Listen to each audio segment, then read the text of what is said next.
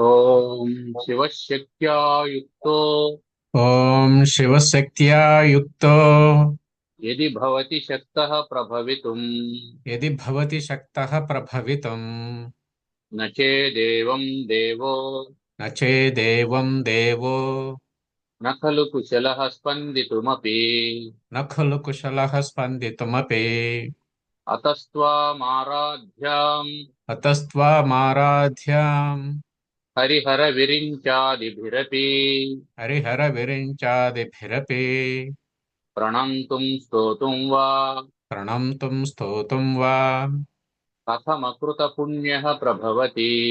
కథమకృత పుణ్యః ప్రభవతి. ఓం సర్వ వేదాంత సిద్ధాంత గోచరం ఓం సర్వ వేదాంత సిద్ధాంత గోచరం తమగోచరం తమగోచరం గోవిందం పరమానందం గోవిందం పరమానందం సద్గురుం ప్రణతోస్మ్యహం. సద్గురుం ప్రణతోస్మ్యహం. జగద్గురు శంకరాచార్యుల వారు మనస్సు ఏమేమి చేస్తుంది అనే దాని గురించి విపులంగా చెబుతూ జీవునికి కలిగేటువంటి అహంకార మమకారాలకు అన్నింటికి మనస్సే కారణము అని చెప్పాను. మనసు ఇలా చేయడానికి ఏం కారణం అంటే అధ్యాస అధ్యాస దోషాత్ పురుషస్య సంస్కృతి అని చెప్పన్నా. అధ్యాస దోషం వల్ల జీవునికి సంస్కృతి అంటే సంసారం ఏర్పడుతూ ఉంది అని చెప్పారు. ఏమిటి అధ్యాస అనే దాని గురించి మనం ఒకసారి చూస్తాం. మనకి ఇది వరకు ఈ వివేక చూడమనిలోనే కొన్ని ప్రతిబింబాల గురించి చెప్పారు. మనం నడుస్తూ ఉన్నాం, ఎండ ఉంది, మన నీడ పడుతుంది. ఇది నీడ స్పష్టంగా ఉండదు కానీ నీడైతే ఉంది. ఆ నీడ మనిషి కాదు. అట్లని మనిషి లేకపోతే నీడ కూడా లేదు. రెండోది ఏం చెప్పారు, ఇప్పుడు నీటి దగ్గరికి వెళ్ళాం, నీటిలో ప్రతిబింబం కనిపించింది. ఇది నేల మీద కనిపించినటువంటి నీడ కంటే నీటి యొక్క పారదర్శకత కారణం చేత నీటిలో ఇది ఇంకొంచెం స్పష్టంగా కనిపించింది. ఇప్పుడు నీటిలో ఉండే వాడిని తీసుకోవచ్చునా మనం? నీటిలో ఉండేవాడు అట్టే ఉంటాడా? గట్టు నుండేవాడు కదిలితే నీటిలో ఉండేవాడు కదులుతాడు. ఇంకొకటి, నీటిని మనం కదిలించాం. నీటిని కదిలిస్తే నీటిలో ఉండేటువంటి ప్రతిబింబం కదులుతుంది. అది ఇటు ఇటు ఇటు ఆడుతూ ఉంది అనుకున్నాం. అప్పుడు గట్టు మీద ఉండేవాడు ఆడుతుంటాడు, అట్లా వాడు ఆడు. నీరు కదిలింది కాబట్టి ప్రతిబింబం కదిలింది. నీరు కదలకపోతే ప్రతిబింబం నిశ్చలంగా ఉంటుంది. ఇప్పుడు నీరు నిశ్చలంగా ఉంది, గట్టు మీద ఉండేవాడు ఆడుతూ ఉన్నాడు. ఇప్పుడు ప్రతిబింబం ఆడుతుందా ఆడదా? ఆడుతుంది. అంటే బింబం యొక్క ఆ చైతన్యం ప్రతిబింబంలో ఫలిస్తుందే గాని ప్రతిబింబం యొక్క చైతన్యం బింబంలో ఫలించదు. ఇది మనం గుర్తుపెట్టుకోవాల్సింది. ఇప్పుడు అద్దం ముందుకు వచ్చినాం.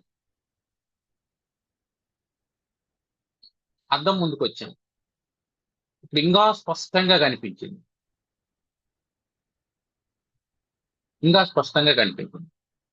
మనం ఇంకా స్పష్టంగా కనిపిస్తుందని అనుకుంటాం కానీ కుడి ఎడమగా, ఎడమ కుడిగా కనిపిస్తుంది అద్దంలో.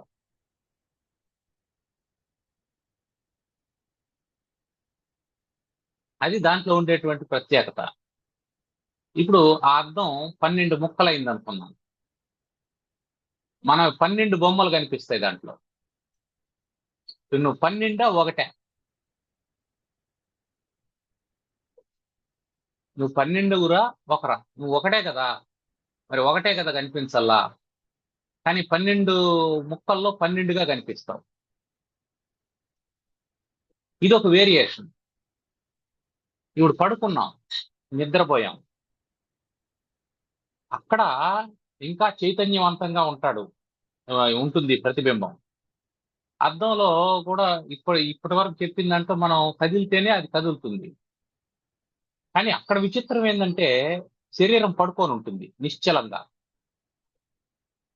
ఆ లోపల ఉండేటువంటి ప్రతిబింబం చెలిస్తూ ఉంటుంది. అది కొండలు ఎక్కుతుంది, అడవులు ఎక్కుతుంది, సింహాసనం మీద పోతుంది, ఏదేదో చేస్తుంది, ఈ ఊరు ఆ ఊరు అంటుంది, విచ్చలవిడిగా తిరుగుతుంది.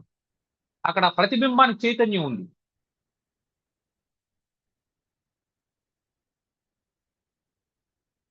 మనం నిద్ర లేచి చూస్తాం, లేచి చూస్తే ఎక్కడుంటాం?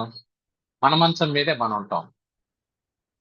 కానీ అప్పటి వరకు ఎక్కడ ఉంటుంది? ఈఫిల్ టవర్ మీద ఎక్కి కూర్చొని ఉన్నట్టు కల వస్తుంది. అబ్బా, ఈఫిల్ టవర్ మీద ఉన్నామని అనుకొని కళ్ళు తెరుస్తాం, ఎక్కడున్నాం? మంచం మీద ఉంటాం. మంచమే ఈఫిల్ టవర్ మనం. ఇప్పుడు ఈ 4 సందర్భాల గురించి చెప్పాడు. ఈ 4 సందర్భాల్లో అంటే నీడ,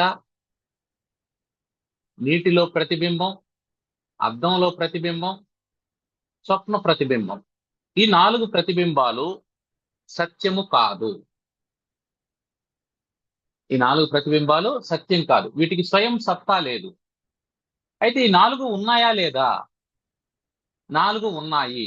దేని వల్ల ఉన్నాయి? ఆ ఒకటి ఉండడం వల్ల, నీవనేటువంటి ఒకటి ఉండడం వల్ల వివిధ సందర్భాల్లో, వివిధ మాధ్యమాల్లో ఈ 4 కనిపించాయి. ఈ 4 ఎట్లా సత్యం కాదో, ఈ 4 ఎట్లా సత్యం కాదో జాగ్రత్తలో ఉండేది కూడా సత్యం కాదు అనే విషయాన్ని ఇది వరకు మనకు చెప్పారు. మరి జాగ్రత్తలో ఉండేది సత్యం కానప్పుడు జాగ్రత్తలో ఉండేది ఎందుకు కనిపిస్తుంది అనేది ప్రశ్న. అలా కనిపించడానికి కారణము అధ్యాస అని చెప్పాలి. అధ్యాస వల్ల ఇది కనిపిస్తూ ఉన్నది. అధ్యాస వల్ల ఇది కనిపిస్తూ ఉన్నది. అధ్యాస అంటే ఏమిటి? ఏమిటంటే అది కాని దానిని అది అని అనుకోవడం అధ్యాస. దాన్ని అది అని అనుకోవడం అధ్యాస.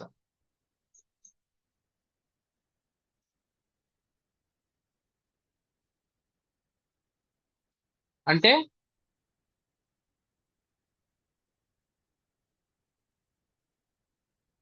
ఏముంది?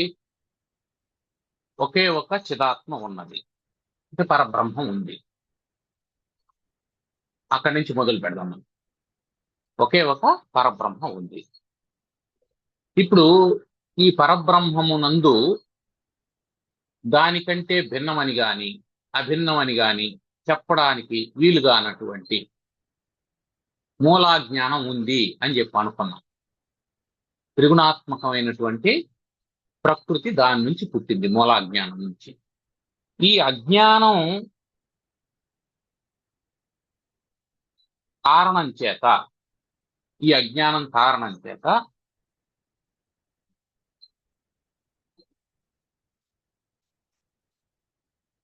పరబ్రహ్మమునందు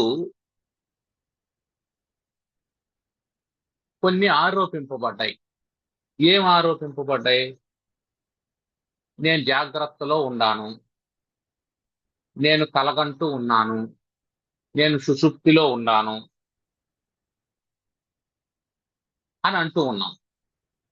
జాగ్రత్తలో ఉన్నాను, స్వప్నములో ఉన్నాను, సుషుప్తిలో ఉన్నాను. ఈ ఉన్నాను అనేది అన్నిట్లో కామన్. నేను అనేది అన్నిట్లో కామన్. నేను ఉన్నాను అన్నిట్లో కామన్. ఎందులో ఉన్నావు? జాగ్రత్తలో ఉన్నావు, స్వప్నంలో ఉన్నావు, సుషుప్తిలో ఉన్నావు.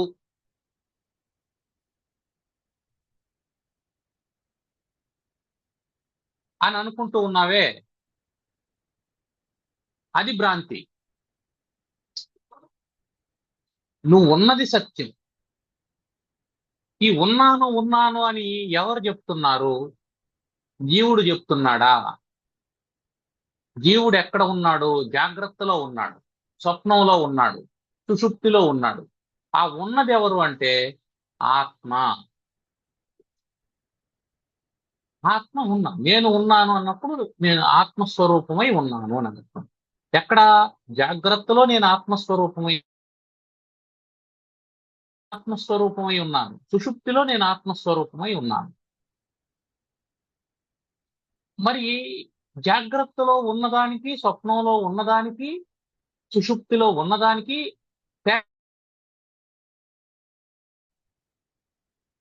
ఆ తేడాను ఎట్లా మనం గుర్తుపట్టాలి అంటే, ఆ తేడా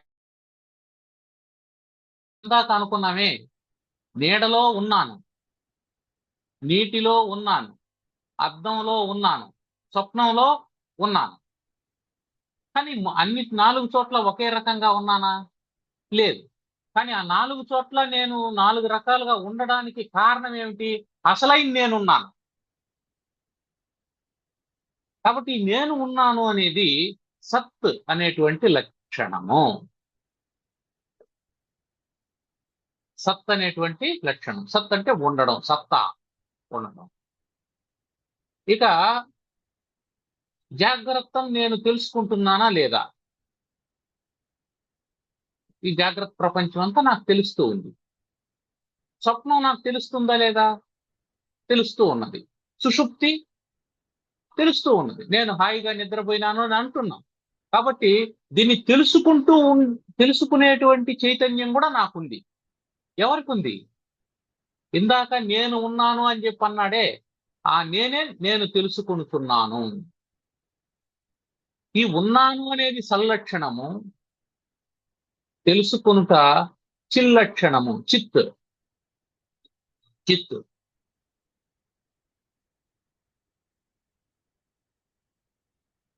ఇప్పుడు ఈ 3 అవస్థలకు సంబంధించినటువంటి భ్రాంతి కలిగింది. ఈ భ్రాంతిలో ఉన్నప్పుడు తెలుసుకుంటూ ఉన్నాం. ఈ 3 అవస్థలు తొలగిపోయినాయి. జ్ఞానం వల్ల తొలగిపోయింది. తొలగిపోయినప్పుడు అప్పుడు కూడా నేనున్నానా లేదా? అప్పుడు కూడా నేనున్నాను. ఈ 2 అంటే భ్రాంతి దశలో ఉండేటువంటివి 2 సత్తా, స్ఫురణ. ఉండడము, తెలుసుకోవడం. ఈ 2 ఆత్మ యొక్క సామాన్యాంశాలు. సత్తా, స్ఫురణలు అనేవి సామాన్యాంశాలు. ఇవి అందరికీ ఉండేటువంటివే సామాన్యాంశాలు.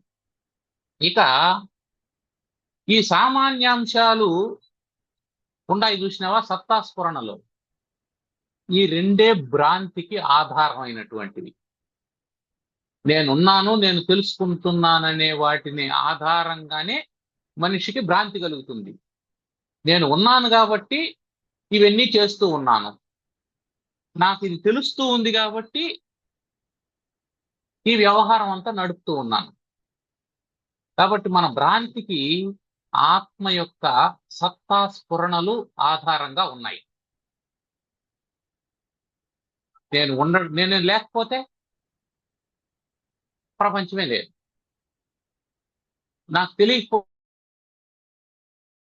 నేను గాఢంగా నిద్రపోతున్నాను, అప్పుడు ప్రపంచం ఉందా లేదా? ఏమో నాకేం తెలుసు. నేను తెలుసుకున్నప్పుడు కదా ఉంది ప్రపంచం. ఒక రచ్చ మీద ఒకడు కూర్చొని ఉన్నాడు.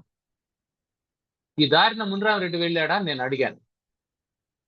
నేను ఇంతసేపు పడుకొని ఉన్నానండి, నేను ఇప్పుడే లేచాను, నాకు తెలియదు అన్నాడు. అక్కడే ఉన్నావు కదా, అక్కడే ఉండి కూడా నువ్వెందుకు తెలియలేదు? నీకెందుకు తెలియలేదంటే, నీకు ఆ స్ఫురణ లేదు. కాబట్టి భ్రాంతికి ఆధారమైనటువంటిది ఏ భ్రాంతి? అవస్థాత్రయంలో ఉండేటువంటి భ్రాంతి. జాగ్రత్తలో కావచ్చు, స్వప్నంలో కావచ్చు, సుషుప్తిలో కావచ్చు, అంతా భ్రాంతే. ఆ భ్రాంతికి ఆధారమైనటువంటి లక్షణాలు సత్తా స్ఫురణలు. ఆత్మ యొక్క సత్తా, ఆత్మ యొక్క స్ఫురణ, ఈ రెండే భ్రాంతికి ఆధారంగా ఉంటూ ఉన్నాయి. ఇక అందువల్ల వీటిని సామాన్యాంశాలు అంటారు. సామాన్యం, అందరికీ కామన్ గా ఉండేటువంటివి. ఇక 2 విషయాలు ఉన్నాయి, ఆనందము, అద్వితీయము అని. ఎప్పుడైతే ఈ భ్రాంతి తొలగిపోతుందో, అంటే అవస్థాత్రయ భ్రాంతి తొలగిపోతుందో, అప్పుడు ఈ ఆనందం, అద్వితీయం కలుగుతుంది. అద్వితీయం అంటే రెండోది లేదు అని.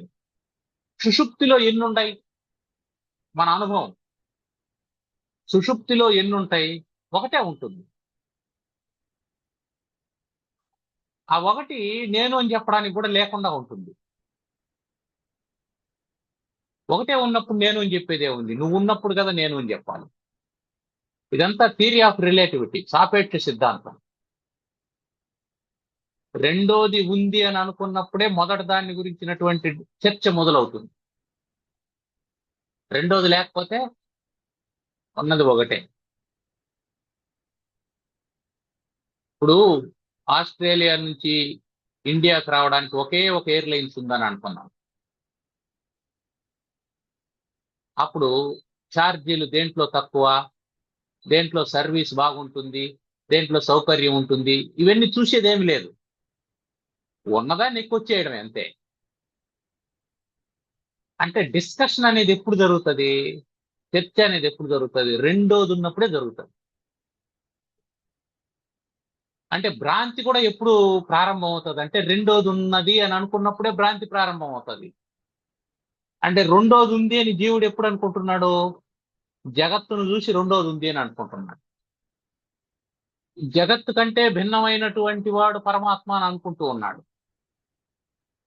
నేను జగత్తు కంటే భిన్నమైనటువంటి వాడిని అని అనుకుంటున్నాడు. నాకంటే ఈశ్వరుడు భిన్నమైనటువంటి వాడు అని అనుకుంటున్నాడు. నాకంటే చెట్టు భిన్నమైనటువంటిది, నాకంటే పుట్ట భిన్నమైనటువంటిది, నాకంటే పిట్ట భిన్నమైనటువంటిది, నాకంటే పులి భిన్నమైనటువంటిది అని ఎప్పుడైతే ఈ భిన్నత్వాన్ని చూస్తూ ఉన్నాడో అప్పుడేమవుతుంది? భ్రాంతి కలుగుతుంది. ఇద్దరు ఉన్నప్పుడు, మీకు ఇద్దరు పిల్లలు, ఎట్లా మీ పిల్లలు మంచోళ్ళేనంటే పెద్దోడు కొంచెం పర్వాలేదండి, చిన్నోడు తొలవా అని చెప్పాడు. ఒకడే ఉంటే ఉన్నది వాడే, తొలవైన వాడే, మంచోడైన వాడు. అంటే ఇద్దరు ఉన్నప్పుడు ఏమవుతుంది? ఈ కంపారిజన్ అనేది స్టార్ట్ అవుతుంది. 2 ఉన్నప్పుడు కంపారిజన్ స్టార్ట్ అవుతుంది. నిన్ననే మనం అనుకున్నాం, 2 పెన్నులు ఉన్నాయనుకోండి, అప్పుడు ఏది కాస్ట్లీ, ఏది బాగా రాస్తుంది, ఏది అందంగా ఉంది, ఇవన్నీ వస్తాయి. ఉన్నది ఒకటే అయినప్పుడు రాసుకుంటూ ఉంటాం అంతే, ఇది వేరే ఆప్షన్ లేదు కాబట్టి. అందువల్ల ఈ అద్వితీయం అనేది ఎప్పుడైతే వస్తుందో, రెండోది ఎప్పుడైతే లేకుండా పోతుందో అప్పుడు ఆనందం కలుగుతుంది. ఈ ఆనందము, అద్వితీయం అనేటివి ఆత్మకున్నటువంటి విశేషాంశాలు. ఇవి, ఈ ఆనంద అద్వితీయాలు అవస్థాత్రయ భ్రాంతిలో ప్రతీతము కావు, తెలియబడవు. త్రయ భ్రాంతిలో ఉన్నంతసేపు, జాగ్రత్త స్వప్న సుషుప్తుల్లో ఉన్నంతసేపు, సుషుప్తిలో కొంచెం స్పష్టంగా కనిపిస్తుంది, అద్దంలో ముఖం కనిపించినట్టు. కానీ అక్కడ కూడా ఏముంది? అజ్ఞానం ఉంది. కారణం ఏంటంటే సుషుప్తి నుంచి మళ్ళీ బయట వస్తావు కాబట్టి, మళ్ళీ జాగ్రత్తలోకి వస్తావు కదా. ఆ కారణం చేత అక్కడ కూడా తాత్కాలికంగా నీకు స్ఫురిస్తుంది. అద్దంలో ప్రతిబింబం ఏ విధంగా అయితే స్పష్టంగా ఉంటుందో ఆ విధంగా ఉంటుంది. అందువల్ల ఆనంద అద్వితీయాలనే విశేషాంశాలు, అవి ప్రతీతాలు కావు భ్రాంతిలో ఉండేటప్పుడు. ఎప్పుడైతే భ్రాంతి నివృత్తి అవుతుందో, భ్రాంతి నివృత్తి అవుతుందో అప్పుడు ఆనంద అద్వితీయాలు స్పష్టంగా ప్రతీతమవుతూ ఉంటాయి. ఆ ఆనంద అద్వితీయాలకే అధిష్టానము అని పేరు. అధిష్టానం అని పేరు. ఈ ఆనంద అద్వితీయాలలో నామరూపాత్మకమైనటువంటి లేదా అవస్థాత్రయాత్మకమైనటువంటి ప్రపంచము కల్పించబడింది. ఇది కల్పిత విశేషాంశం. ఇది కల్పించబడింది కానీ విశేషమైంది. ఇది ఏమిటి అక్కడ విశేషం? జీవుల యొక్క ప్రారంధం విశేషం. జీవుల యొక్క ప్రారంధాన్ని అనుసరించి ఇది కల్పితమైంది. ప్రారంధం కూడా కల్పితమే. జీవుడే కల్పితమైనప్పుడు జీవునిలో ఉండేటువంటి ప్రారంధం కల్పితం కాదా?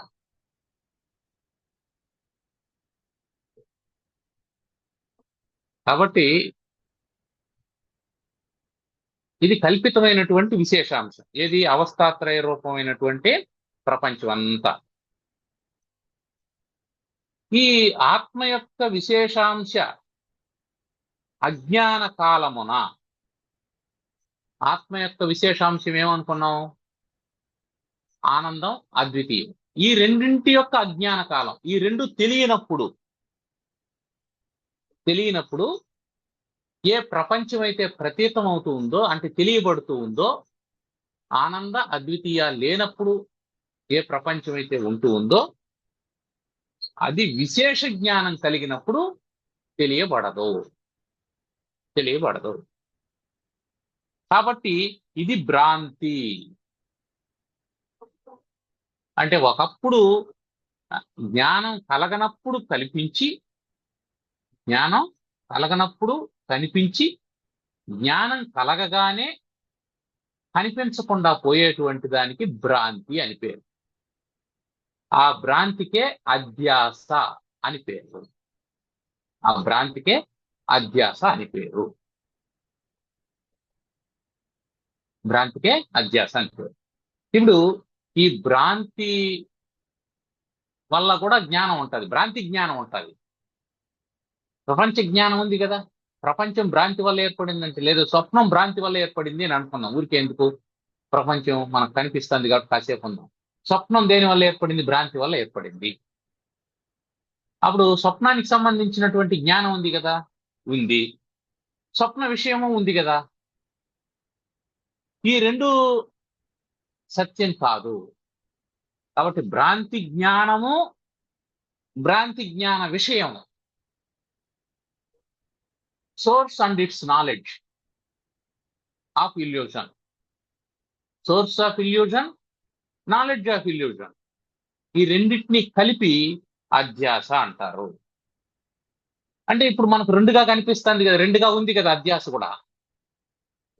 ఒకటి source of illusion, knowledge of illusion అని. ఇప్పుడు నాలెడ్జ్ ఆఫ్ ఇల్యూషన్ ని జ్ఞానాధ్యాస అంటాం. జ్ఞానం కానటువంటిది జ్ఞానంగా కనిపిస్తుంది. ఇప్పుడు మనకు డ్యామ్ కట్టేది తెలుసు, డ్యామ్ కట్టేది తెలుసు. డ్యామ్ కట్టేది తెలుసు అన్నప్పుడు అది జ్ఞానం. దేనికి సంబంధించినటువంటి జ్ఞానం? అది లేని దానికి సంబంధించినటువంటి జ్ఞానం. డ్యామే లేదనుకున్నప్పుడు డ్యామ్కి సంబంధించినటువంటి జ్ఞానం అసలైనటువంటి జ్ఞానం కాదు. అది జ్ఞానాధ్యాస. అధ్యస్థ వస్తువు యొక్క జ్ఞానం అది. ఇప్పుడు విషయం ఏంది? డ్యామే లేనప్పుడు అది ఉన్నట్టు అనిపిస్తూ ఉంది. అది అధ్యస్థ వస్తువు కాబట్టి అది అర్థం, అది పదార్థం కాబట్టి దాన్ని అర్థాధ్యాస అని అంటారు. కాబట్టి అధ్యాస బేసిక్ గా రెండు రకాలుగా ఉంటుంది. ఒకటి జ్ఞానాధ్యాస, ఇంకొకటి అర్థాధ్యాస. భ్రాంతి పదార్థం యొక్క జ్ఞానం జ్ఞానాధ్యాస, భ్రాంతి పదార్థము అర్థాధ్యాస.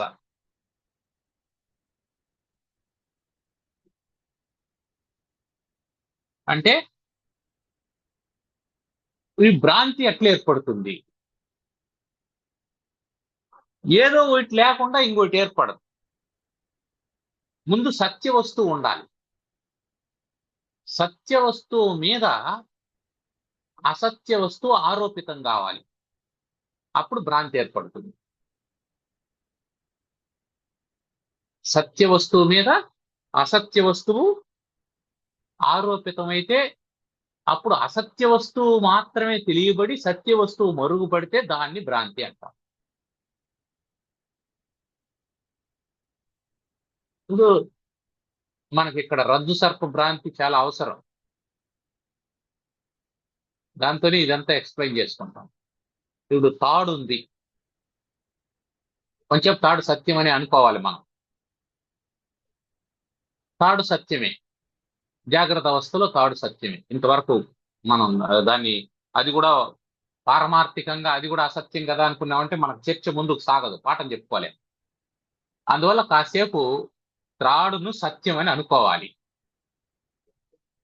Let is X equal to 0 అని అంటాం కదా, లేదా మనకు తెలియని దాన్ని ఎక్స్ అనుకుందాం అని అంటాం కదా. తెలియని దాన్ని ఎక్స్ అని అనుకుంటే ఎక్స్ అదే అయిపోతే అది ఎక్సే అయితే మళ్ళీ అనుకోవడం ఎందుకు? అది తెలియదు కాబట్టి ఎక్స్ అని అనుకున్నాం. ఎక్స్ అని అనుకున్న తర్వాత మళ్ళీ డెరివేషన్ చేస్తాం. ఇప్పుడు ఏమనుకుంటున్నాం? తాడును సత్యం అని అనుకుంటాం. తాడును సత్యం అని అనుకున్నాం. ఇప్పుడు దీంట్లో తాడులో సత్తా స్ఫురణలు ఉన్నాయి. తాడు ఉన్నది, తాడు తెలుస్తూ ఉంది. తాడు ఉంది, తాడు తెలుస్తూ ఉంది. ఇవి సామాన్యమైనటువంటి అంశాలు. తాడు ఉండాలి, తాడు తెలియబడాలి. భ్రాంతి కలగాలంటే ఇది చాలా ముఖ్యం. ఇప్పుడు ఏమవుతుంది? ఏది ఉందో అది కాకుండా, ఏది తెలియబడుతుందో అది కాకుండా వేరేది తెలియబడుతుంది. ఈ చీకట్లో ఏం చూశాడు? తాడునే చూశాడు. ఏం కనిపించింది? పాము కనిపించింది. ఇప్పుడు పాము ఎక్కడి నుంచి వచ్చింది? ఆ ఉన్నది తాడే కదా. ఉన్నది తాడు. ఆ ఉన్న తాడులో ఇంకొక పాము ఆరోపితమై కనిపిస్తూ ఉన్నది. ఇది ఎక్కడి నుంచి వచ్చింది అంటే, ఎవడైతే చూస్తూ ఉన్నాడో వాని మనస్సులో వాసనా రూపంలో ఇది వరకు ఉన్నటువంటి పామును వాడు అజ్ఞానం చేత త్రాటి యందు ఆరోపిస్తూ ఉన్నాడు.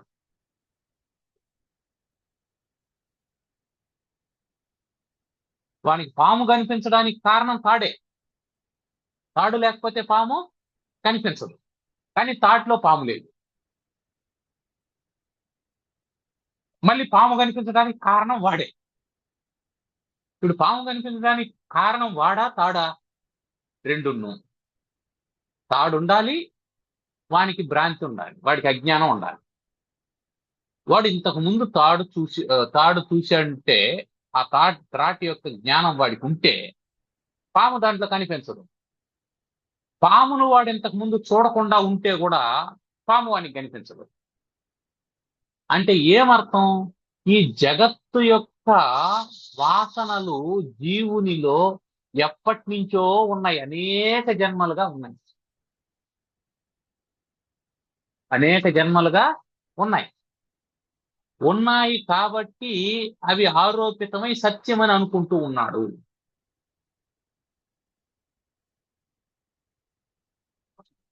అందువల్ల వీడికి భ్రాంతి కలుగుతూ ఉన్నది.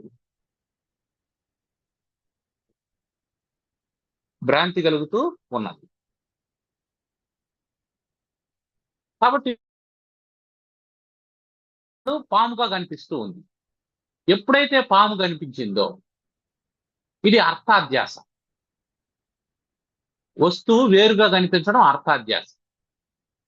ఇప్పుడు ఆ వస్తువు యొక్క జ్ఞానం కూడా ఉంది వాడికి. పాము యొక్క జ్ఞానం ఉందా లేదా? ఉంది. అది పొడవుగా ఉంది, వంకర టింకరగా ఉంది, చుట్టుకొని ఉంది, ఇవన్నీ అంటా అన్నాడు. అంటే లేని పాము గురించినటువంటి శాస్త్రం ఒకటి ఉత్పత్తి అయిపోయింది అక్కడ. అది లేదనుకుంటే దానికి సంబంధించినటువంటి శాస్త్రం ఉత్పత్తి అయిపోయింది. సామాన్య శాస్త్రం వచ్చింది, భౌతిక శాస్త్రం వచ్చింది, రసాయన శాస్త్రం వచ్చింది. ఇట్లా గణిత శాస్త్రం వచ్చింది, అనేకమైనటువంటి శాస్త్రాలు వచ్చేసాయి.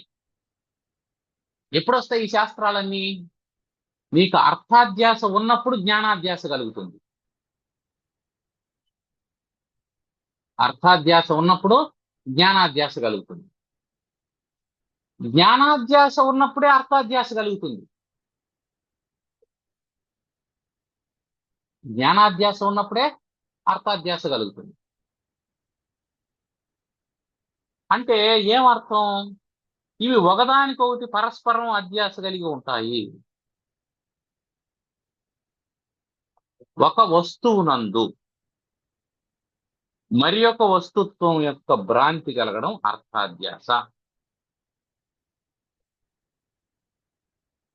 ఇప్పుడు ఆ వస్తువు ఏదైతే కనిపిస్తుందో దాన్ని అధ్యస్థ వస్తువు అంటాం. త్రాడు అధిష్టాన వస్తువు, పాము అధ్యస్థ వస్తువు. త్రాటి యొక్క జ్ఞానం కలిగితే అధిష్టాన జ్ఞానం. అధిష్టాన జ్ఞానం ఏమనుకున్నాం? ఆనందం, అద్వితీయం, అధిష్టాన జ్ఞానం. సత్తా, స్ఫురణ, ఆనందం, అద్వితీయం, ఈ 4 అధిష్టానానికి ఉంటాయి. అధ్యస్థంలో ఏమవుతుంది? ఈ ఆనంద అద్వితీయాలను మరుగుపరిచేస్తుంది. మరుగుపరిచి సత్తా స్ఫురణలను మాత్రమే తీసుకోవడం వల్ల అర్థాధ్యాస కలుగుతుంది.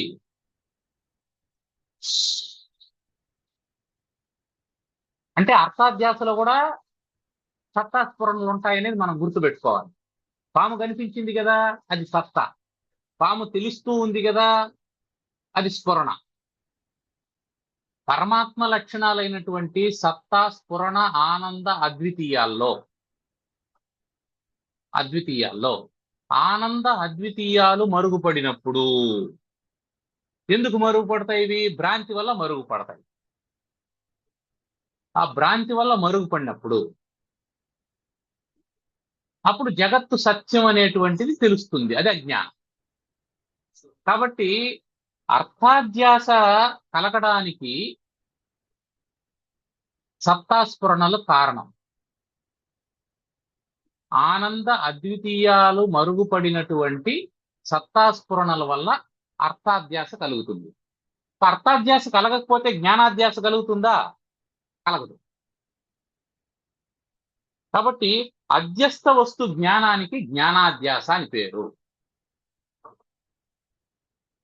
అంటే ఒక వస్తువునందు మరొక వస్తువు భ్రాంతి వల్ల తోస్తే దాన్ని అర్థాధ్యాస అని అంటాం. ఆ అధ్యస్థమైనటువంటి వస్తువు యొక్క జ్ఞానానికి జ్ఞానాధ్యాస అని పేరు. ఇప్పుడు ఈ జ్ఞానాధ్యాస కలగడానికి మూల కారణమైనటువంటిది అర్థాధ్యాస. అంతే కదా? జ్ఞానాధ్యాస కలగడానికి మూల కారణమైనటువంటిది అర్థాధ్యాస.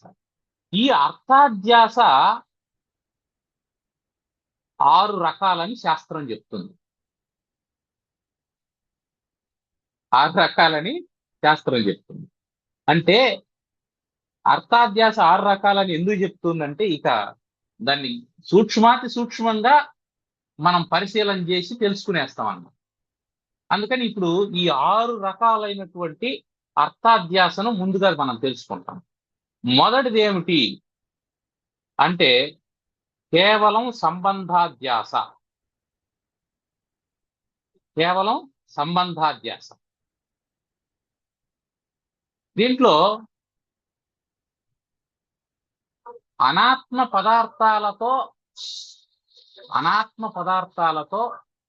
ఆత్మకు గల తాదాత్మ్య సంబంధము. అనాత్మ పదార్థాలతో ఆత్మకు గల తాదాత్మ్య సంబంధం అంటే త్రాటి యందు నీకు పాము కనిపిస్తాదే గాని త్రాటి యందు నీకు మనిషి ఎప్పుడు కనిపించడు. అర్థమవుతుంది కదా? కారణం ఏంటంటే త్రాటి యందు నీకు పుస్తకం కనిపిస్తుందా? త్రాటిలో నీకు ల్యాప్టాప్ కనిపిస్తుందా? కనిపించదు.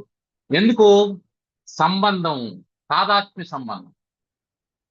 అంటే తాడులాగా పాము ఉంటుంది కాబట్టి దాంట్లో ఆరోపితం అవుతుంది. మీకు పాముకు సంబంధించినటువంటి జ్ఞానం ఒకటే లేదు నీ బుర్రలో. మీకు పుస్తకానికి సంబంధించిన జ్ఞానం ఉంది, ల్యాప్టాప్కి సంబంధించిన జ్ఞానం ఉంది, బీరువాకు సంబంధించిన జ్ఞానం ఉంది. ఇన్ని పదార్థాలకు సంబంధించిన జ్ఞానం నీకు ఉండగా త్రాడును చూసినప్పుడు పామే ఎందుకు గుర్తొచ్చింది? ఎందుకు గుర్తొచ్చింది అంటే దానికి సారూప్యం ఉన్నది. పాము కూడా తాడులాగా ఉంటది కాబట్టి సంబంధం ఏర్పడింది. సంబంధం ఏర్పడింది. దీన్ని ఏమంటాం? సంబంధాధ్యాస అన్న. సంబంధం వల్ల కలిగినటువంటి అధ్యాస. ఇప్పుడు ఆత్మతో అనాత్మ పదార్థాల స్వరూప సంబంధాల తాదాత్మ్యాన్ని సంబంధ సహిత సంబంధి యొక్క అధ్యాస అని అన్నాడు. ఏమన్నాడు? స్వరూపము, స్వరూప సంబంధాలు. స్వరూపం ఉండాలి, సంబంధం ఉండాలి. స్వరూపం ఉండాలి, సంబంధము ఉండాలి. ఇప్పుడు ఇక్కడ ఏముంది? సంబంధం ఉంది, దానికి సంబంధం ఉంది. స్వరూపం ఉందా అంటే లక్షణం కనిపించదు. ఇప్పుడు ఆ తాడులో కనిపించినటువంటి పాము కదలదు, ఎందుకంటే తాడు కదలదు కాబట్టి. పాము అయితే కదలాలి కదా. అదే సుప్తిరజిత భ్రాంతి తీసుకున్నాం అనుకో, అంటే ముత్యపు చెప్పలో వెండి కనిపిస్తా ఉంది. మనకు రోడ్డు మీద ఏదో ఒకటి మెరస్తా కనిపించింది. మనం ఏమనుకున్నాం? అబ్బా బంగారం పడింది, రోడ్డు మీద మెరస్తా ఉంది అని అనుకున్నాం. బంగారం అని భ్రమించాం. అట్లాగే ముత్యపు చెప్పలో వెండి కనిపిస్తుంది. అక్కడ స్వరూపం ప్రధానం కాదు, లక్షణం ప్రధానం. మెరిసేటువంటి లక్షణం. అందువల్ల సంబంధ సహిత సంబంధము ఉంది, దానికి సంబంధి యొక్క ధర్మము ఉంది. దీన్ని సంబంధ సహిత సంబంధి యొక్క అధ్యాస అని అన్నారు. అంటే ఆత్మతో అనాత్మ పదార్థాల స్వరూప సంబంధాలు. స్వరూప సంబంధాలు అంటే దీంట్లో కూడా సత్తాస్ఫురణ కనిపిస్తూ ఉంటుంది నీకు. దీంట్లో కూడా ఆనందం కనిపిస్తూ ఉంటుంది. దేంట్లో? దేహంలో కూడా నేనున్నాను, నేను తెలుసుకుంటూ ఉన్నాను. కాబట్టి ఏమనుకుంటున్నావు? నేనున్నాను, నేను తెలుసుకుంటున్నాను అని ఎప్పుడైతే దేహంతో అనుకుంటున్నావో, సత్తాస్ఫురణ ఏదైతే కనిపించిందో దేహమే ఆత్మ అని అనుకుంటున్నావు. ఆనందం కూడా ఉంది కదా నాకు. అద్వితీయం ఒక్కటే ఇక్కడ ఉండడం లేదు. అందువల్ల నేనేమనుకుంటున్నానంటే ఇది శరీరం కూడా ఆత్మే అని అనుకుంటున్నా. అద్వితీయం కూడా ఉంటే శరీరం ఆత్మే కాదని ఎవరు చెప్పడానికి వీల్లేదు. అద్వితీయం అనేటువంటి లక్షణం ఇక్కడ లేదు. అందుకని ఏం చెప్తున్నాడు? ఆత్మతో అనాత్మ పదార్థాల అంటే శరీరాలు మొదలైనటువంటి వాటితో స్వరూప సంబంధాల యొక్క తాదాత్మ్యము, దీన్ని సంబంధ సహిత సంబంధి యొక్క అధ్యాస అంటారు. సంబంధ సహిత సంబంధి యొక్క అధ్యాస. సంబంధం ఉండాలి, సంబంధి యొక్క అధ్యాస కూడా ఉండాలి. సంబంధం ఉంది, సంబంధి యొక్క అధ్యాస ఉంది. ఇక మూడోది ఏమిటంటే దేహేంద్రియాదుల యొక్క ధర్మములు.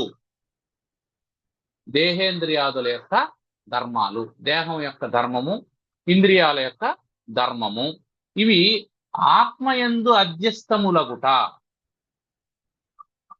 కేవల ధర్మాధ్యాస. కేవల ధర్మాధ్యాస అంటే కేవల సంబంధాధ్యాస ఒకటి, కేవల ధర్మాధ్యాస ఒకటి. అంటే ఇంతవరకు సంబంధం దేనికి సంబంధించింది? రూపానికి సంబంధించింది. అంటే ఇది దాని యందు, అది దీని యందు కనిపిస్తూ ఉన్నది. ఇప్పుడు సంబంధ సహిత సంబంధి యొక్క అధ్యాస అన్నప్పుడు మీకు అక్కడ సర్పము ఎక్కడ కనిపించాలి? పాములో కనిపించాలి, త్రాడులో కనిపించాలి సర్పం. ఆ త్రాడు వేరుగా పాము వేరుగా కనిపిస్తూ ఉంటే అప్పుడు అది అధ్యాస కాదు. ఇప్పుడు తాడు పక్కనే ఒక పాము ఉంది అనుకుందాం. తాడు పక్కన ఒక పాము ఉంది అనుకుందాం. అప్పుడు అది భ్రాంతి కాదు. తాడు వేరు, భ్రాంతి వేరు. ఇప్పుడు పాము యొక్క లక్షణం తాడులో కనిపించాలి, తాడు పాములాగా కనిపించాలి. ఇది సంబంధం. అందువల్ల సంబంధ సహిత సంబంధి యొక్క అధ్యాస. దేనితో సంబంధం ఉందో దాని యందు సంబంధి అయినటువంటి సర్పము యొక్క అధ్యాస కూడా కనిపిస్తూ ఉన్నది. ఇది రూపానికి సంబంధించింది. రెండోది ఏం చెప్తున్నాడు? ధర్మానికి సంబంధించింది. ధర్మానికి సంబంధించింది కేవలం ధర్మాధ్యాస. అంటే ధర్మాలు ఏమిటి? పాము యొక్క ధర్మం ఏమిటి? అది పొడవుగా ఉంటుంది, అది సర్పమునందు ఆరోపితమైంది. తాడు పొడవుగా ఉంది, దాని సర్పమునందు ఆరోపితమైంది. ఇది కేవలం ధర్మానికి సంబంధించినటువంటి అధ్యాస. ఇప్పుడు ఆ తాడు పొడవుగా లేదనుకున్నాం, అప్పుడు అది పాము అని అంటామా? అనం. అది గుండ్రంగా ఉంది, అప్పుడు తాడే కానీ బంతిలాగా చుట్టారు, అప్పుడు పాము అని అనం. ఎందుకు? ఆ ధర్మం దీంట్లో లేదు కాబట్టి. ఇప్పుడు తాడేమైంది? పామే అయిపోతుంది. ఇది గుర్తుపెట్టుకోవాలి. మనం ఎంతసేపు ఏం ఆలోచన చేస్తున్నామంటే తాటిలో పాము కనిపిస్తాంది అని అంటున్నాం. తాడులో ఎప్పుడైతే పాము కనిపించిందో అప్పుడు తాడేమైంది? తాడు కూడా పాము అవుతుంది. తాడు కూడా పాము అవుతుంది. ఇప్పుడు తాడుందా? తాడు లేదు. తాడుంటే నీకు పాము కనిపించదు. అందుకని ఇక్కడ ఏం చెప్తున్నాడంటే ఈ ధర్మం కూడా అన్యోన్యంగా ఉంటుంది.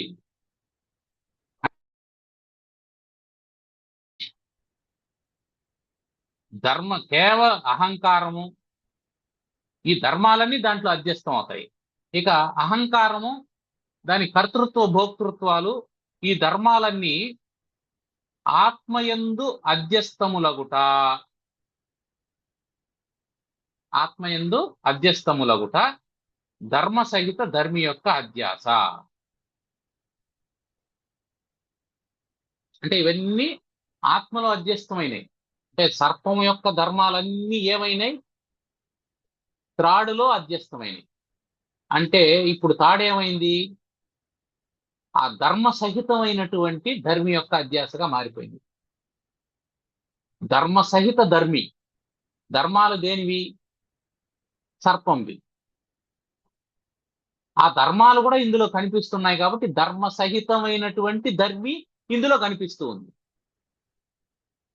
కేవలం సంబంధం మాత్రమే కాదు, ఆ ధర్మాలు కూడా ఇందులో కనిపిస్తూ ఉన్నాయి. అంటే అధ్యాస అంటే మనకు ఏం అర్థం కావాలంటే దాంట్లో ఏమేమి లక్షణాలు ఉన్నాయో అవన్నీ దీంట్లో కూడా ఉండాలి అనేది అర్థమైంది. ఇలా సరిపోవడం ఏమవుతుంది? ఆత్మయందు అనాత్మ పదార్థాల స్వరూప సంబంధాలు, అనాత్మ పదార్థాల యందు ఆత్మ పదార్థాల యొక్క సంబంధం. తాటి యందు పాము, పాము యందు తాడు. ఈ రెండింటిని కలిపి ఏమంటామంటే అన్యోన్యాధ్యాస అంటాం. అన్యోన్యాధ్యాస అంటాం. దాంట్లోది ఇది, దీంట్లోది అది. పాములో తాడు, తాడులో పాము. ఇప్పుడు చివరిది ఒకటి ఉంది. ఆత్మయందు అనాత్మ పదార్థములు అధ్యస్థములై తోచుట. ఆత్మయందు అనాత్మ పదార్థములు అధ్యస్థములై తోచు. ఏం చేస్తాను? అది పాము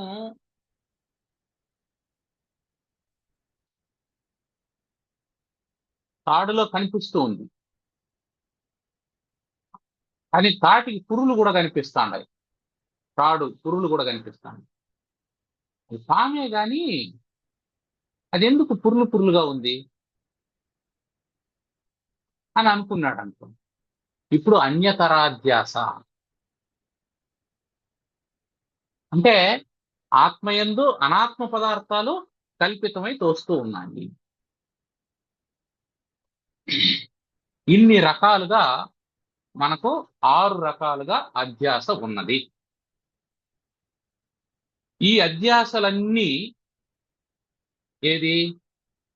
సంబంధాధ్యాస, సంబంధ సహిత సంబంధి యొక్క అధ్యాస, కేవల ధర్మాధ్యాస, ధర్మ సహితమైనటువంటి ధర్మి యొక్క అధ్యాస, అన్యోన్యాధ్యాస, అన్యతరాధ్యాస. ఈ 6 రకాలుగా చెప్పినటువంటి ఈ 6 అన్యోన్యాధ్యాసలో అంతర్గతమైనటువంటివి అంతే, ఇంకేం లేదు. ఆత్మయందు అనాత్మ, అనాత్మయందు ఆత్మ అధ్యస్తమం కావడమే ఇన్ని రకాలుగా కనిపిస్తుంది అంతే. ఏ రకంగా కనిపించినా అది అన్యోన్యాధ్యాసే.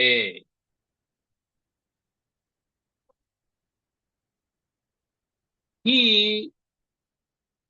అన్యోన్యాధ్యాసకు కారణం ఏమిటి అంటే భ్రాంతి కారణం.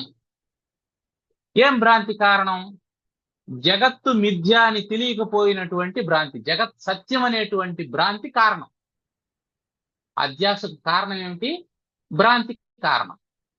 ఏది కారణం? అధిష్టాన జ్ఞానం తెలియకపోవడం కారణం. రాడును గురించి నీకు సంపూర్ణంగా ఎప్పుడైతే తెలియదో, రాడును గురించినటువంటి జ్ఞానం స్పష్టంగా ఎప్పుడైతే ఉండదో, అంటే ఆనంద అద్వితీయాలు ఎప్పుడైతే నీకు తెలియవో, అప్పుడు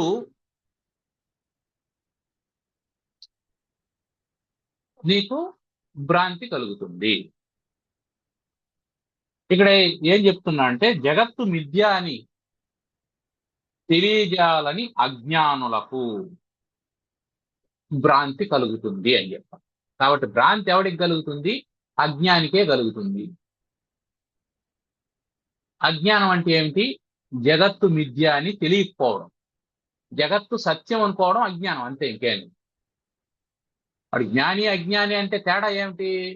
4 విషయాలు తెలిస్తే జ్ఞానం అని కాదు, ఆ 4 తెలియకపోతే అజ్ఞాని అని కాదు. నాకు డ్రైవింగ్ రాదు, నీకు డ్రైవింగ్ తెలుసు, కాబట్టి నేను అజ్ఞాని, నువ్వు జ్ఞాని కాదు. లౌకికమైనటువంటి నిర్వచనాలు, ఆ నిర్వచనాలకు ఇది కట్టుబడ. ఇక్కడ ఏమిటి జ్ఞానాజ్ఞానాలు? నీకు జగత్తు మిథ్య అని తెలుసా, అది జ్ఞానం. నువ్వు జగత్తు మిథ్యగా వ్యవహరిస్తున్నావా అనేది నీ అనుభవం, అది వేరే. ప్రాథమికంగా నీకు తెలియడం జ్ఞానం, నీకు అది అనుభవంలోకి రావడం అది వేరే విషయం. కనీసం నీకు జగత్తు మిథ్య అని తెలియాలి. ఆ తెలియనప్పుడు ఏమవుతుంది అంటే నీకు భ్రాంతి కలుగుతుంది. ఈ భ్రాంతి 5 రకాలు అని అన్నాడు. భ్రాంతి 5 రకాలుగా కలుగుతుంది. అంటే అధ్యాస కలగడానికి భ్రాంతి కారణం కాబట్టి ఆ భ్రాంతిని గురించి కూడా మనం తెలుసుకోవాలి. ఆ ఒకటి ఏమిటి? మొదటిది ఏమిటి? భేద భ్రాంతి. నీకు అనేకత్వంగా కలగడం, ఆనంద అద్వితీయాలను మరుగుపరిచిపోవడం. అద్వితీయం మరుగుపడిపోయిందంటే అనేకత్వం వచ్చింది అని అర్థం. అనేకత్వం ఎప్పుడైతే వచ్చిందో భేదం మొదలైంది అని అర్థం. ఈ భేదమే 5 రకాలుగా ఉంటుంది అన్న. ఏమా భేదం? జీవేశ్వర భేదం. జీవుడు వేరు, ఈశ్వరుడు వేరు అనేటువంటి భేదం. ఇది మొదటిది, జీవేశ్వర భేదం. రెండోది జీవుల పరస్పర భేదం. పిపీలికాది బ్రహ్మ పర్యంతం ఉండేటువంటి అనేకమైనటువంటి జీవులు. చీమ వేరు, పంది వేరు, ఏనుగు వేరు, మనిషి వేరు అనేటువంటి భేదం.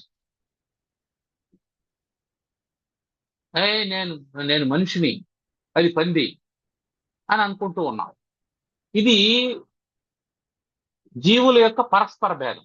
మొదటిది జీవేశ్వర భేదం, రెండోది జీవుల పరస్పర భేదం, మూడోది జీవ జడ భేదం. ఇంకేముండాయి? జడ పదార్థాలు ఉన్నాయి, వాటికి మనకు భేదం. అది నేను కాదు, గోడ నేను కాదు, ఇల్లు నేను కాదు. ఎందుకంటే దానికి చైతన్యం లేదని అనుకుంటాను. రాయి వేరు, నేను వేరు అనుకుంటాను. ఎందుకు? నాకులో చైతన్యం ఉంది, దాంట్లో లేదు అని. కానీ దాంట్లో కూడా సత్తాస్ఫురణలు ఉన్నాయి. నీలో ఉన్నటువంటి సత్తాస్ఫురణలు జడ పదార్థంలో కూడా ఉన్నాయి. అది తెలియకుండా మనం ఏమనుకుంటున్నాం, జీవులు వేరు జడ పదార్థం వేరు అనుకుంటున్నాం. కాబట్టి ఇప్పుడు 3 భేదాలు వచ్చినాయి. ఒకటిది జీవేశ్వర భేదం, రెండోది జీవుల పరస్పర భేదం అంటే జీవ భేదం, మూడోది జీవ జడ భేదం. జీవేశ్వర భేదం, జీవ భేదం, జీవ జడ భేదం. నాలుగోది ఏమిటి, ఈశ్వర జడ భేదం. ఈశ్వరుడు వేరు జడ పదార్థం వేరు అని అనుకోవడం. ఐదోది ఏమిటి, జడ పదార్థాలు పరస్పర భేదం. రాయి వేరు గోడ వేరు అని అనుకున్నాం. అది జడ పదార్థమే కానీ అది వేరు ఇది వేరు అని అనుకుంటున్నాం. ఇట్లా 5 రకాలైనటువంటి భేద భ్రాంతులు ఉన్నాయి. అసలు భేదమే ఒక భ్రాంతి అని అనుకుంటే మళ్ళీ దాంట్లో భేదాలు కూడా ఇన్ని ఉన్నాయి. అంటే జీవుడు ఎన్నింటికి లొంగిపోయాడో అనేది మనకు అర్థం అవుతుంది. ప్రాథమికంగా ఇక్కడి నుంచి మొదలైందనమాట మానవుని యొక్క అధ్యాస. ఇప్పుడు భేద భ్రాంతి వచ్చింది. ఈ భేద భ్రాంతి వచ్చిన తర్వాత ఇంకో భ్రాంతి ఉంది. ఏంది, కర్తృత్వ భోక్తృత్వ భ్రాంతి. అంతఃకరణ ధర్మాలైనటువంటి కర్తృత్వ భోక్తృత్వాలను ఆత్మధర్మాలుగా భావిస్తూ ఉంటాడు.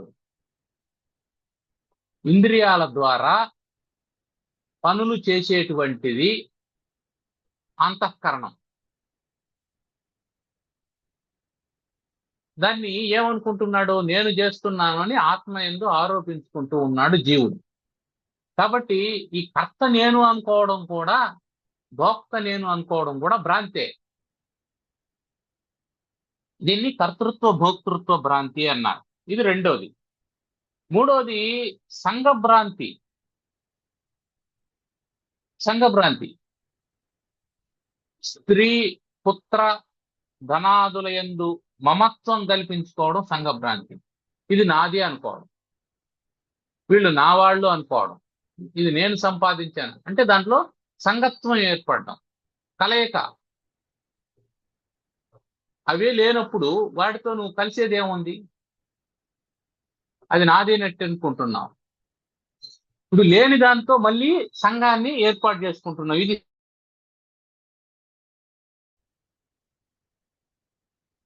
ఇక్కడికి ఎన్ని అయినాయి, 3 అయినాయి. నాలుగోది వికారభ్రాంతి. వికారభ్రాంతి ఈ జీవేశ్వర జగత్తు పరబ్రహ్మము యొక్క వికారం అని అనుకోవడం. పరబ్రహ్మానికి వికారం ఉందా, ఆయన నిర్వికారుడు కదా. వికారం అంటే మార్పు. ఇది పరబ్రహ్మంలో వచ్చేటువంటి మార్పు కాదు. పరబ్రహ్మములో బ్రహ్మము కంటే భిన్నమని గాని అభిన్నమని గాని చెప్పడానికి వీలుగా అన్నటువంటి మూలా జ్ఞానం ఒకటి ఉంది అని అనుకున్నాం. ఆ అజ్ఞానం యొక్క వికారమే సృష్టి గాని పరబ్రహ్మం యొక్క వికారం కాదు అనేది మనం దాన్ని గుర్తుపెట్టుకోండాల. అందువల్ల సృష్టి వికారమైనటువంటిది, పరబ్రహ్మ నిర్వికారమైనటువంటి వాడు. మనమేమనుకుంటున్నాం, ఈ జీవేశ్వరులంతా కూడా పరబ్రహ్మం యొక్క వికారం అని అనుకుంటున్నాం. వికారం అంటే ఇక్కడ మార్పు అని అర్థం, అంతే, ఇంకేం లేదు. ఉన్నది ఉన్నట్టు ఉండకుండా వేరే రకంగా ఉంటే దాన్ని వికారం అంటాం. వాడు వికారంగా ఉన్నాడు అంటే అర్థం ఏంటి, 2 కన్నుల మధ్యలో ఉండాల్సినటువంటి ముక్కు 2 కన్నుల పైన ఉంది అనుకున్నాం, అది వికారం అంతే. ముక్కు కింద ఉండాల్సినటువంటి నోరు ముక్కు పైన ఉంది అనుకున్నాం, అది వికారం. అంటే ఉన్నది ఉండాల్సిన విధంగా ఉండకుండా వేరే రకంగా ఉంటే దాన్ని వికారం అంటాం. అటు పరబ్రహ్మ నిర్వికారం. ఆ పరబ్రహ్మం జగత్తుగా మారినాడు అని అనుకోవడం వికారం. ఆ వికారాన్ని దేనికి ఆరోపిస్తున్నాం మనం, పరబ్రహ్మానికి ఆరోపిస్తున్నాం. అందువల్ల ఇది వికార భ్రాంతి. సరే, ఈ వికార భ్రాంతి తర్వాత వచ్చేటువంటిది ఏంటి, జగత్ సత్యత్వ భ్రాంతి. ఇది పరబ్రహ్మం యొక్క వికారం కాబట్టి ఇది కూడా సత్యము అని అనుకుంటున్నాం. జగత్తు సత్యం అని అనుకోవడం జగత్ సత్యత్వ భ్రాంతి. ఇన్ని భ్రాంతులు వాటి యొక్క జ్ఞానం. ఇన్ని భ్రాంతులు అర్థాధ్యాస, వాటి జ్ఞానం జ్ఞానాధ్యాస. ఈ అధ్యాస దోషాత్ పురుషస్య సంస్కృతి. ఈ అధ్యాస దోషం వల్ల జీవునికి సంస్కృతి కలుగుతూ ఉన్నది, అంటే సంసారం కలుగుతూ ఉంది. కాబట్టి ఈ సంసారంలో ఏమైతే కలుగుతూ ఉందో నీకు ఏం కలుగుతుంది? భేదం కలుగుతుంది, కర్తృత్వం కలుగుతుంది, భోక్తృత్వం కలుగుతుంది, సంఘం కలుగుతుంది. ఇవన్నీ కలిపి సంసారం అవుతుంది. ఈ సంసారానికి నువ్వు సపోర్టింగ్ గా ఏం చేసుకుంటున్నావు? ఇదంతా పరబ్రహ్మనందు పరబ్రహ్మం యొక్క వికారం అని అనుకుంటున్నావు, ఇదంతా సత్యం అని అనుకుంటున్నావు. ఇదంతా భ్రాంతే. ఆ భ్రాంతి కలగడానికి రజస్తమో దోషవత అవివేకిన మనం అనుకున్నాం. జగత్తు మిథ్య అని ఎవరికైతే తెలియదో ఆ అజ్ఞానికి భేదం కలుగుతుంది అని. అందుకే అజ్ఞాని అనేటువంటి మాటని ఇక్కడ ఏమన్నాడు? అవివేకిన. అవివేకం ఉండేటువంటి వాళ్ళకి, వివేకం లేనటువంటి వాళ్ళకి, రజస్తమో గుణాలు అనేటువంటి దోషం కలిగినటువంటి వాడికి, అటువంటి వాడికి సంస్కృతి ఏర్పడుతుంది. ఏర్పడి అధ్యాస బంధ త్వమునైవ కల్పిత. ఈ భ్రాంతి యొక్క బంధం మనస్సు ద్వారానే కల్పితం అవుతుంది.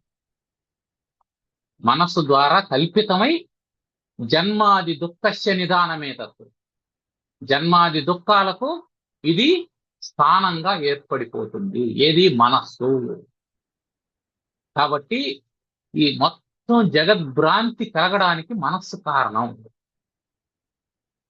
ఆ మనస్సు యొక్క అధ్యాస కారణం, భ్రాంతి కారణం అని చెప్పి అన్నాడు. అది అధ్యాసకు సంబంధించినటువంటి విశేష విషయం. ఇది అర్థమైందంటే మనస్సు ఏమేం చేస్తుంది అనేది అర్థం అవుతుందనే ఉద్దేశంతో దీన్ని మనం ఇక్కడ కొంచెం విస్తృతంగా చెప్పుకోవడం జరిగింది. ఇందులో ఏమన్నా ప్రశ్నలు ఉన్నాయా?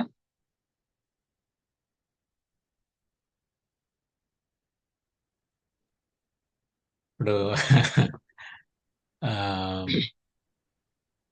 ఈ భ్రాంతులు, ఈ అత్యాస అనేది ఉమ్, ఈ మనసు ఆడే ఎన్ని విధాలుగా అంతే. లొంగిపోయిందో, జీవుడు ఎన్ని రకాలుగా లొంగిపోయాడు అనేది జన్మ జన్మలుగా అనేది స్పష్టంగా తెలుస్తోంది.